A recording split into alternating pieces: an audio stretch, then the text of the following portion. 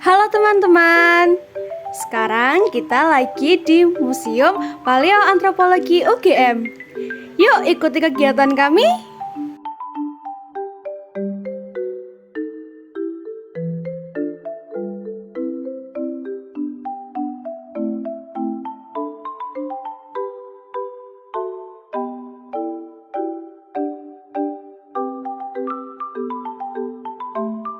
Spesiasi merupakan sebuah proses evolusi munculnya spesies baru.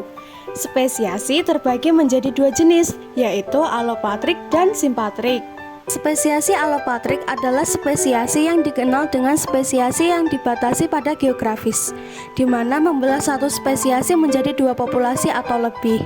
Dalam hal ini, pegunungan, sungai, selat, dan lain-lain berpengaruh dalam proses isolasi yang menyebabkan interaksi biologis.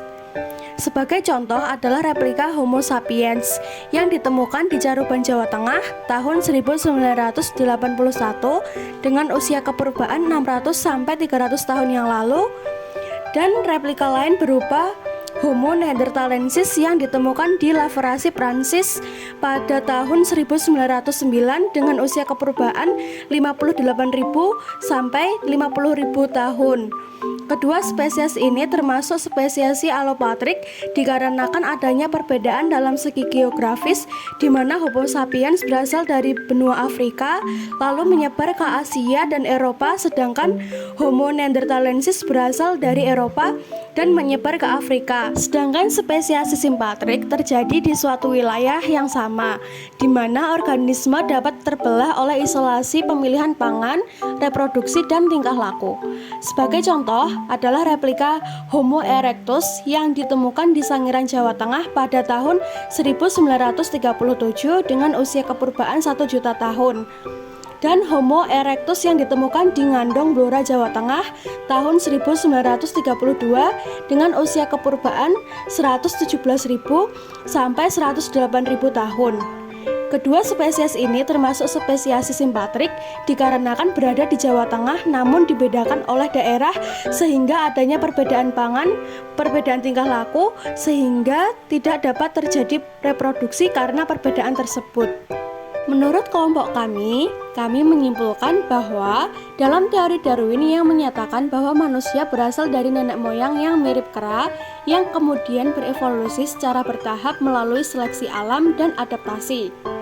Hal ini dibuktikan dengan perubahan-perubahan yang terjadi, seperti dari bergelantungan menjadi berjalan, mampu membuat dan menggunakan alat, serta mampu menjelajah lebih luas sehingga memungkinkan mereka dapat beradaptasi dengan iklim dan lingkungannya baik dalam kondisi ekstrim. Fakta-fakta unggulan display museum meliputi bahwa koleksi yang dimiliki adalah sebagian besar koleksi Homo erectus di dunia.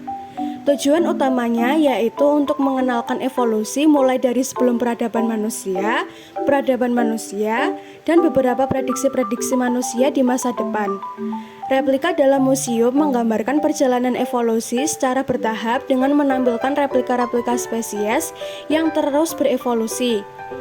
Replika-replika tersebut menampilkan perbedaan-perbedaan yang terjadi selama evolusi. Evolusi adalah proses perubahan bertahap pada sifat-sifat terwariskan dalam populasi organisme dari generasi ke generasi yang terjadi melalui variasi genetik, seleksi alam, dan mekanisme lain seperti mutasi dan aliran gen.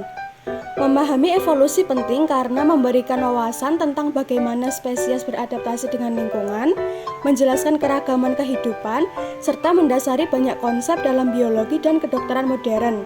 Selain itu, evolusi membantu kita memahami interaksi antara spesies dan dampak perubahan lingkungan terhadap keberlangsungan hidup.